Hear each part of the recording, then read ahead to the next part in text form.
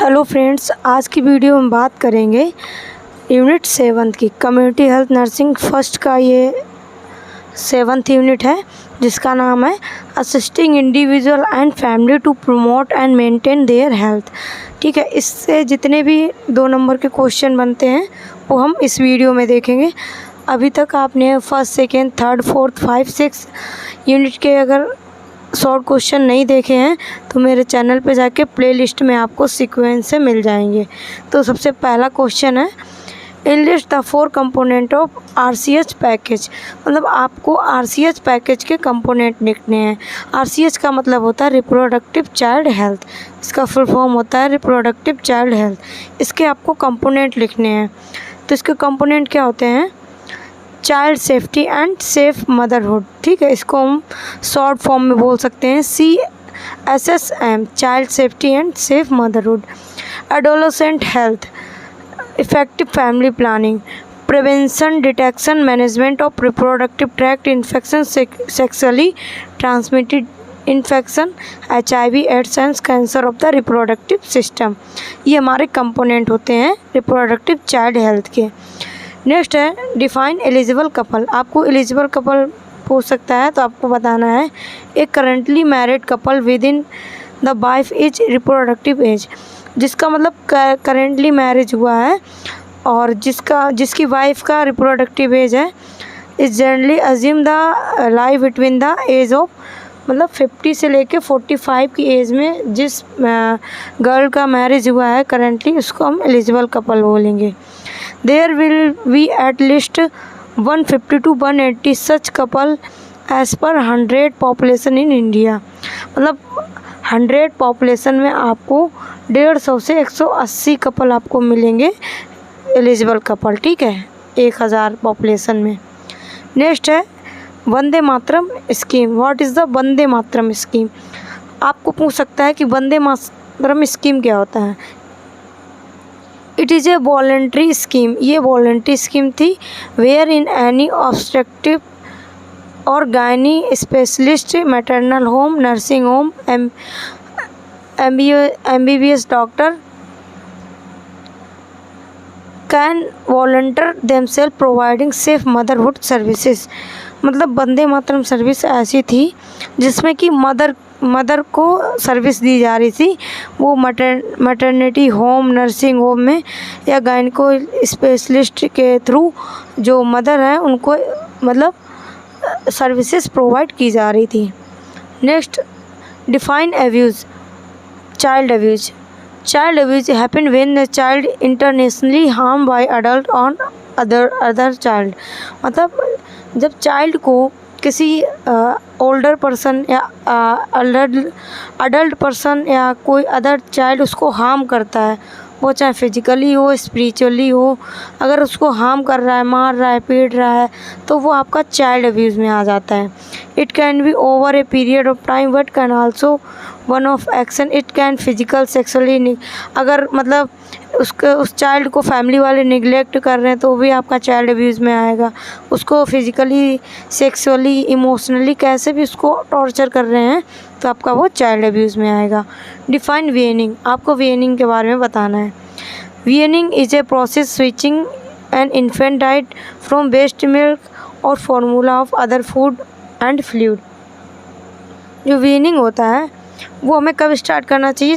6 month के बाद में ही करना। 6 मंथ तक बेबी को ब्रेस्ट मिल्क देना चाहिए।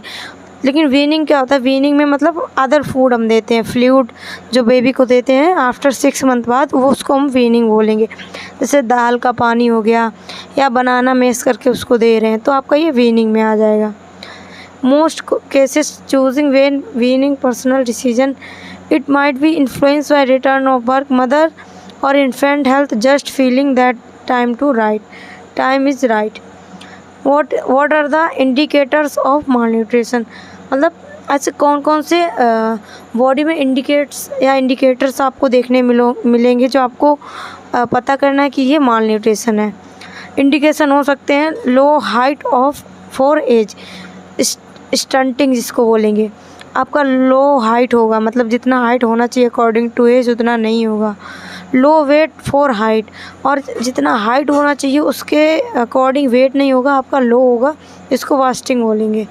लो वेट फॉर एज, और आपका एज के अकॉर्डिंग जो वेट होना चाहिए आपका वो वेट नहीं हो जाए, इसको अंडर वेट हम बोलेंगे।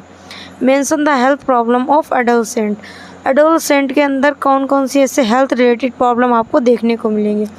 तो सबसे पहला होगा मेंटल हेल्थ, बहुत ज़्यादा डिप्रेशन एंजाइटी में रहेंगे, violence, HIV AIDS, early pregnancy and child birth, alcohol and drug, nutrition and micronutrient deficiency, ये आपको प्रॉब्लम एडोलसेंट में देखने को मिलेंगी।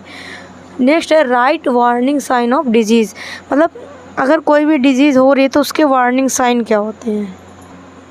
वार्निंग साइन में आएगा आपका chest pain, abdominal pain, sudden weight loss और gain, change in appetite, fatigue, weakness, shortness of breath, nausea, vomiting, difficulty, swelling, ये आपको देखने को मिलेंगे। अगर कोई भी डिजीज़ आपकी बॉडी में हो रही है तो ये आपको कोई ना कोई वार्निंग साइन आपकी बॉडी में ज़रूर मिलेगा। List down 4 point of prevention of anaemia, आप एनीमिया को कैसे प्रिवेंट कर सकते हो, आपको कोई 4 पॉइंट लिखने हैं। लिखा है फॉलोइंग ए हेल्दी डाइट, आपको हेल्दी डाइट फॉलो करना है। ड्रिंकिंग इनफ वाटर और स्टे ऑफ हाइड्रेटेड, आपको डिहाइड्रेटेड नहीं होना है, आपको थोड़ा थोड़ा वाटर आपको टाइम टू टाइम लेना रहता है जिससे आपकी बॉडी में डिहाइड्रेशन ना हो। एक्सरसाइजिंग रेगुलरली, आपको कुछ ना कुछ रेगुलर एक्सरसाइज करनी है। Avoiding exposure to chemical that set off anaemia, आपको कोई भी केमिकल एक्सपोजर है वो आपको मतलब अवॉइड करना है। Taking good care of your teeth, आपको अपने टीथ की केयर करनी है। नेक्स्ट है what are the vital component of ORS, आपको ORS के कंपोनेंट लिखना है। इसमें पहला दिया गया है ग्राम में, इसमें आपको ग्राम में भी दिया गया है और मोल लीटर में भी दिया गया है, लेकिन आपको ग्राम में पढ़ना है, ठीक है। Reduce osmolality ORS, vital component क्या होते हैं, आपको सोडियम क्लोराइड लेना है। ये आपके ग्राम्स दिख रहे हैं, आपको 1 लीटर में लेना है, पर लीटर आपको इतनी मतलब क्वांटिटी आपको लेनी है। सोडियम क्लोराइड 2.6 ग्राम आपको पर लीटर लेना है। Glucose anhydrous potassium, glucose anhydrous आपको लेना है 30.5 ग्राम्स पर लीटर। पोटेशियम क्लोराइड आपको लेना है 1.5 ग्राम पर लीटर। और नेक्स्ट आपका है ट्राइसोडियम सिट्रेट डिहाइड्रेट, आपको 2.9 ग्राम पर लीटर लेना है। नेक्स्ट है right any 2 health problem of elderly, आपको ऐसे 2 प्रॉब्लम लिखने हैं जो एल्डरली में बहुत ज़्यादा देखे जाते हैं। तो वो आपका आएगा एक मेंटल हेल्थ। मेंटल हेल्थ क्या होगा, according to the World Health Organization over 50% of adult over age of 16 suffer from mental disorder, मतलब 50% जो अडल्ट है वो आपका मेंटल डिसऑर्डर, मेंटल हेल्थ से सफ़र करती है। एक common mental disorder among seniors is depression, जब सबसे ज़्यादा कॉमन आपको जो मेंटल हेल्थ मिलेगा वो आपको मिलेगा डिप्रेशन, मतलब एल्डरली में आपको सबसे ज़्यादा डिप्रेशन देखने को मिलेगा।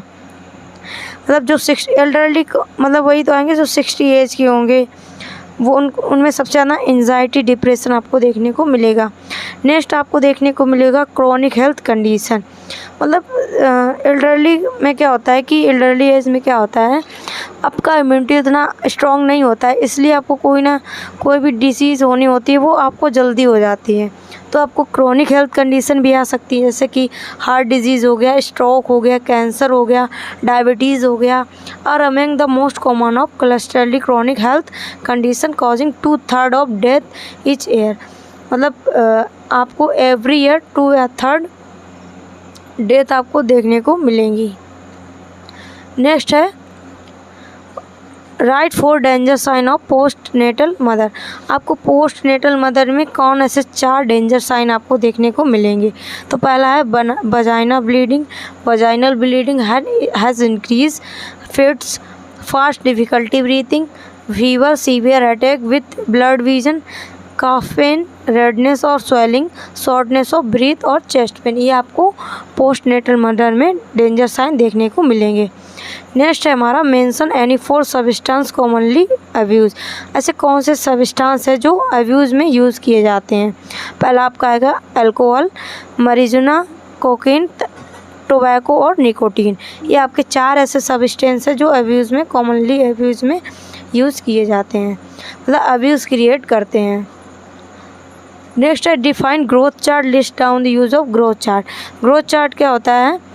ये growth chart is graphic design to growth referral presented as visual display. Clinical use comprise growth curves display both size of newborn, series of age, same time their growth rate, growth velocity over time based on slope of curve. मतलब growth chart आप ऐसा समझ सकते हो, एक chart होता है जिसमें क्या होता है, जो न्यू बॉर्न बेबी होते हैं उनकी ग्रोथ को हम मेज़र करते हैं कि according to age, weight, height उनका ग्रोथ हो रहा है कि नहीं हो रहा। जितना एज है उतनी एज में कितनी हाइट होनी चाहिए वो प्रॉपर है कि नहीं है, इस एज में कितना वेट होना चाहिए वो है कि नहीं है, वो सारा हम ग्रोथ चार्ट में मेंशन करते हैं। Use of growth chart. आपको ग्रोथ चार्ट का यूज़ कहाँ कहाँ होता है। Diagnostic tool to identify high risk of children. अगर किसी को हाई रिस्क चिल्ड्रन में कोई भी डिजीज़ का हाई रिस्क है तो आपको ग्रोथ चार्ट देखना है। Planning and policy making. कोई भी आप प्लानिंग कर रहे हो या पॉलिसी बना रहे हो तो आपको ग्रोथ चार्ट यूज़ में करना है। Education tool for educating mother. आपको मदर को एजुकेट करना है कि आपके बच्चे का इस एज में इतना वेट होना चाहिए, इतनी हाइट होनी चाहिए, तो आपका मतलब एजुकेशन में यूज़ होता है। Tool for action help in type of intervention these needed. और बहुत सारे इंटरवेंशन में और कुछ भी एक्शन लेना होता है उसमें ये हेल्प करता है। नेक्स्ट आपका क्वेश्चन है right the function of under 5 clinic. आपको अंडर 5 क्लिनिक पूछ सकता है। अंडर 5 क्लिनिक क्या होता है, जहाँ पे 5 साल से कम बच्चों को उनकी ग्रोथ को लेके, उनके प्रिवेंशन को लेके, उनका एज से लेके उनको चीज़ें प्रोवाइड की, फैसिलिटीज़ प्रोवाइड की जा रही हैं। ग्रोथ हो रहा है कि नहीं हो रहा है, अगर नहीं हो रहा है तो उसको हम सपोर्ट करेंगे। तो उसका फंक्शन क्या होता है अंडर 5 क्लिनिक का। ग्रोथ मॉनिटरिंग, आप उसमें ग्रोथ मॉनिटर करते हैं, प्रिवेंटिव केयर देते हैं, फैमिली प्लानिंग उसमें बताते हैं, हेल्थ एजुकेशन देखते हैं, केयर इन इलनेस, अगर कोई भी डिजीज़ हो गई है तो उसको कैसे केयर करना है। नेक्स्ट हमारा लास्ट क्वेश्चन है mention record maintain in the sub centre. मतलब सब सेंटर में कौन कौन से रिकॉर्ड मेंटेन किए जाते हैं। समरी ऑफ ब्लेज, वहाँ पे ब्लेज की समरी मतलब रिकॉर्ड होती है। Eligible couple, male sterilisation cases, female sterilisation cases, IUD cases, ANC cases, condom distribution, oral pills distribution, disease morbidity and mortality rate record. ये जितने भी आपको पॉइंट दिख रहे हैं ये सारे रिकॉर्ड होते हैं सब सेंटर में। वीडियो अच्छा लगा तो वीडियो को लाइक करें, चैनल पर नए हैं तो चैनल को सब्सक्राइब करें एंड वीडियो को दोस्तों के साथ में शेयर करें। Subscribe for more content.